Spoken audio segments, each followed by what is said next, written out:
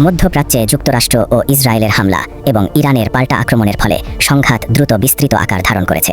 রাজধানী তেহরান সহ ইরানের বিভিন্ন শহরে বিমান থেকে বোমা নিক্ষেপ ও ক্ষেপণাস্ত্র হামলা অব্যাহত রেখেছে যুক্তরাষ্ট্র ও ইসরায়েল। পাল্টা প্রতিক্রিয়ায় ইরান ও মধ্যপ্রাচ্যের বিভিন্ন দেশে অবস্থিত যুক্তরাষ্ট্রের সামরিক ঘাঁটি ও গুরুত্বপূর্ণ লক্ষ্যবস্তুতে ক্ষেপণাস্ত্র ও ড্রোন হামলা চালিয়ে যাচ্ছে।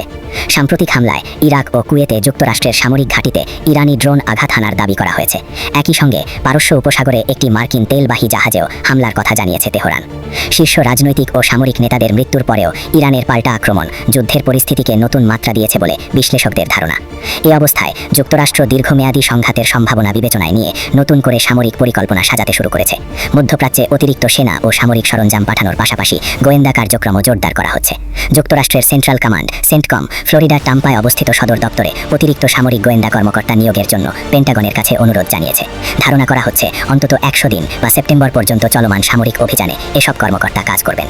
যুক্তরাষ্ট্রের মধ্যপ্রাচ্য বিষয়ক মন্ত্রীও সতর্ক করে বলেছেন, এই সংঘাত কয়েকদিন নয় বরং কয়েক সপ্তাহ বা মাসব্যাপী স্থায়ী হতে পারে। বিশ্লেষকদের মতে ইরানের রাষ্ট্রীয় কাঠামো দ্রুত ভেঙে পড়বে এমন ধারণা যুক্তরাষ্ট্রের নীতি নির্ধারকদের মধ্যে থাকলেও বাস্তবে তা ঘটেনি, ফলে পরিস্থিতি আরও জটিল হয়ে উঠেছে। এদিকে ইরানে চলমান বিমান ও ক্ষেপণাস্ত্র হামলায় ব্যাপক ক্ষয়ক্ষতির খবর পাওয়া গেছে। বিভিন্ন আন্তর্জাতিক সূত্রের তথ্য অনুযায়ী দেশ জুড়ে হামলায় নিহতের সংখ্যা 1200 ছাড়িয়েছে, যাদের মধ্যে বহু শিশু রয়েছে। তেহরান সহ বিভিন্ন শহরে অসংখ্য বহুতল ভবন ধ্বংসস্তূপে পরিণত হয়েছে এবং হাজার হাজার বেসামরিক স্থাপনা ক্ষতিগ্রস্ত হয়েছে।